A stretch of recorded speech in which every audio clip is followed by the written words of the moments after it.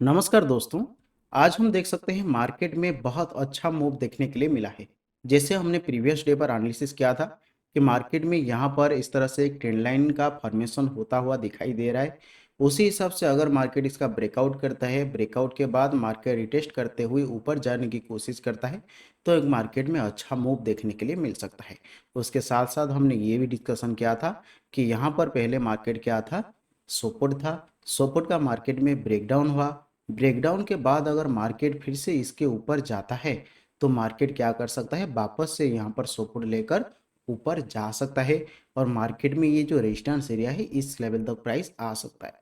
तो उसी हिसाब से मार्केट में सुबह ओपन होने के बाद एक अच्छा ब्रेकआउट देखने के लिए मिला। मार्केट थोड़ा सा नीचे आया, रिटेस्ट किया और सेम लेवल पर प्राइस सपोर्ट लेकर वापस से ऊपर चला गया। तो यहाँ पर मार्केट में बायर्स और सेलर्स का एक्टिविटी कैसे काम हुआ, देखिए। लोअर लेवल पर हमने डिस्कशन किया था कि मार्केट में बायर्स थे। जहां पर भी मार्केट में बायर्स का पोजीशंस था, उन सबका स्टॉप लॉस कहाँ था, ये जो मार्केट का स्टॉप लॉस है, ये जो सपोर्ट एरिया है 24,500 साइकोलॉजिकल लेवल के आसपास, इस लेवल के नीचे बायर्स का स्टॉप लॉस था। लेकिन मार्केट में हायर एरिया पर पहले तो ये मार्केट का ट्रेंड लाइन है, तो इसके ऊपर भी सेलर्स का स्टॉप लॉस हो सकता था और इसके ऊपर भी हो सकता था, या फिर यहाँ पर भी ये जो मार्केट का स्विंग बना है यहाँ पर भी सेलर का स्टॉप लॉस हो सकता था। और मार्केट जैसे सपोर्ट एरिया पर था, यहाँ पर मार्केट में क्या बना था, डिमांड जोन का मार्केट क्रिएट किया था। जब मार्केट डिमांड जोन पर आता है, मार्केट में क्या होता है, बाइंग होता है, मार्केट में पोजीशंस बनता है, बाय पोजीशंस मार्केट में बनता है और मार्केट ऊपर जाता है। सेम यहाँ पर भी मार्केट में फिर से बाइंग हुआ और यहाँ पर भी मार्केट में बाइंग हुआ और उसी हिसाब से हम मार्केट में देख सकते हैं आज एक अच्छा ब्रेकआउट देखने के लिए मिला। यानी कि मार्केट ओपन होने के बाद फिर से मार्केट में एक स्ट्रांग मूव देखने के लिए मिला। जितने लोगों का यहाँ पर क्या या फिर इस लेवल के ऊपर स्टॉप लॉस था, एक दो कैंडल में उन सबको मार्केट निकलने की कोशिश किया। फिर जब मार्केट थोड़ा सा रिट्रेसमेंट किया, यानी कि जब मार्केट में फिर से सेलर्स एक्टिव हुए, यहाँ पर इस एरिया पर जब मार्केट में फिर से सेलिंग हुआ, तो इसको देखते हुए जब मार्केट में सेलर्स एंट्री किए, फिर से मार्केट यहाँ पर सपोर्ट लेकर ऊपर चला गया और उनका स्टॉप लॉस यहाँ पर हंटिंग कर लिया। उसके साथ साथ हम देख सकते हैं प्रीवियस एरिया पर जहां पर मार्केट में सेलर्स का पोजीशंस था, यहां पर मार्केट में पहले सेलर्स एक्टिव हुए थे, मार्केट में वो लोग सेलिंग किए, मार्केट को नीचे पुश किए, सेम लेवल के आसपास मार्केट में फिर से सेलिंग हुआ और आज भी सेम लेवल पर आसपास मार्केट में फिर से सेलर एक्टिव हुए हैं।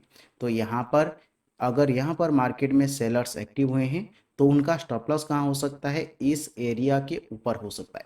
तो 24,883 के ऊपर मार्केट में सेलर का स्टॉप लॉस अवेलेबल हो सकता है और उसके नीचे जितने लोगों ने यहाँ पर या फिर यहाँ पर बाय किए होंगे उनका स्टॉप लॉस कहाँ हो सकता है, 24,700 का जो मार्केट का सपोर्ट बना है, इस सपोर्ट के नीचे उनका स्टॉप लॉस हो सकता है।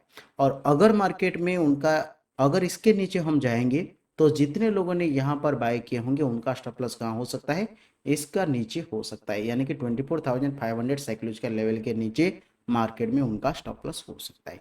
तो मार्केट थोड़ा बहुत नीचे आकर बार्स का स्टॉप लॉस हंटिंग करते हुए वापस से ऊपर जा सकता है, या फिर मार्केट क्या कर सकता है, इस तरह से मार्केट यहाँ पर रिजेक्शन लेकर भी वापस से नीचे फॉल कर सकता है। क्यों ऐसा हो सकता है, अगर मार्केट नीचे आता है तो यहाँ पर मार्केट में सेलर्स एक्टिव हुए हैं, यानी कि इसके ऊपर सेलर्स का स्टॉप लॉस अवेलेबल है और जितने लोग अभी सेलिंग किए होंगे वो लोग अपना प्रॉफिट बुकिंग कर लिए होंगे, या फिर अगर पोजीशंस में होंगे तो जब मार्केट इसके नीचे आएगा वो अपना पोजीशंस को होल्ड करेंगे। वो कब पैनिक में आएंगे, जब मार्केट वापस से ऊपर जाएगा तब वो लोग पैनिक में आ सकते हैं और अपने पोजीशन से निकल सकते हैं और मार्केट ऊपर जा सकता है। लेकिन अगर प्राइस नीचे आता है तो क्या हो सकता है, यहाँ पर फिर से मार्केट में सेलिंग होगा, मार्केट फिर से नीचे आ सकता है और जब मार्केट फिर से यहाँ पर ऊपर जाएगा, ये जो मार्केट का सपोर्ट एरिया है इसको देखते हुए बायर्स यहाँ पर एंट्री कर सकते हैं। यानी कि यहाँ पर मार्केट में फिर से बाइंग हो सकता है और बाइंग होने के बाद जितने लोग आएंगे उनका स्टॉप लॉस कहाँ बनेगा, ये जो मार्केट का स्विंग है इसके नीचे बनेगा। तो प्राइस अगर यहाँ पर रेजिस्टेंस लेकर वापस से नीचे आता है तो यहाँ पर मार्केट में फिर से सेलिंग देखने के लिए मिल सकता है, फिर से मार्केट नीचे आ सकता है और बायर्स का बायर्स का स्टॉप लॉस को हंटिंग करने के लिए मार्केट फॉल कर सकता है और इस सपोर्ट एरिया तक मार्केट फिर से आ सकता है। तो उसी हिसाब से मार्केट में इसके नीचे अगर प्राइस आता है तो मार्केट में एक डाउन साइड मूव होने की चांसेस हो सकता है। लेकिन प्राइस अगर ओपन होने के बाद ऊपर जाने की कोशिश करता है तो इसका क्या मतलब है कि हायर एरिया पर इस लेवल के ऊपर मार्केट में सबसे ज़्यादा सेलर्स का स्टॉप लॉस अवेलेबल है। तो सेलर का स्टॉप लॉस को अवेलेबल सेलर का स्टॉप लॉस को हंटिंग करने के लिए मार्केट वापस से ऊपर जा सकता है और स्टॉप लॉस हंटिंग करने के बाद प्राइस अगर हायर एरिया पर सस्टेन करता है तो मार्केट में फिर से एक अच्छा बाइंग देखने के लिए मिल सकता है और 25,000 ये जो मार्केट का रेजिस्टेंस एरिया है इस रेजिस्टेंस एरिया तक मार्केट फिर से आ सकता है। तो ये रेजिस्टेंस एरिया कहाँ से कहाँ तक है, ये 25,067 से लेकर 25,120 तक यहाँ पर मार्केट में एक रेजिस्टेंस एरिया है। तो सेम एरिया पर प्राइस अगर सस्टेन होता है या फिर मार्केट में रिजेक्शन देखने के लिए मिलता है तो वो आने वाले टाइम में प्राइस एक्शन के हिसाब से हम मार्केट को देखेंगे। तो यहाँ पर मार्केट में हम कैसे ट्रेड प्लान कर सकते हैं, जैसे हमने डिस्कशन किया कि हायर एरिया पर मार्केट में सेलर्स हो सकते हैं और यहाँ पर मार्केट में बायर्स हो सकते हैं।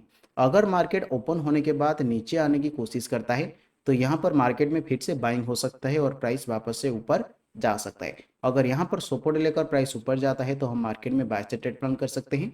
अगर मार्केट यहाँ पर नीचे आ जाता है, ब्रेकडाउन करता है, तो ब्रेकडाउन के बाद अगर मार्केट रिटेस्ट करते हुए वापस से नीचे आता है तो यहाँ पर हम मार्केट में सेल साइड ट्रेड प्लान कर सकते हैं।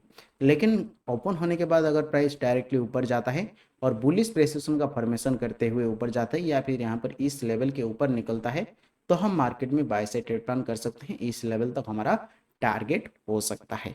लेकिन देखिए अगर मार्केट में गैप ऑफ ओपनिंग होता है तो इस एरिया पर गैप ओपनिंग होता है तो थोड़ा बहुत मार्केट नीचे आ सकता है और इसी एरिया के आसपास सपोर्ट लेकर वापस से ऊपर जा सकता है। अगर ऐसा होता है तो हम मार्केट में बाय साइड ट्रेड प्लान करेंगे। मार्केट थोड़ा बहुत ऊपर जा सकता है, इसका मार्केट में ब्रेकआउट देखने के लिए मिल सकता है।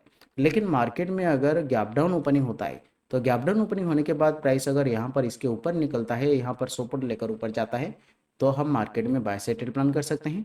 लेकिन गैप डाउन ओपनिंग होने के बाद प्राइस अगर नीचे आ जाता है, बियरिश प्राइस एक्शन का फॉर्मेशन करते हुए नीचे आता है, तब हम मार्केट में सेल साइड ट्रेड प्लान कर सकते हैं। या फिर थोड़ा बहुत ऊपर जाकर इसी एरिया के आसपास रिजेक्शन लेकर भी नीचे आता है तब भी हम मार्केट में सेल साइड ट्रेड प्लान कर सकते हैं।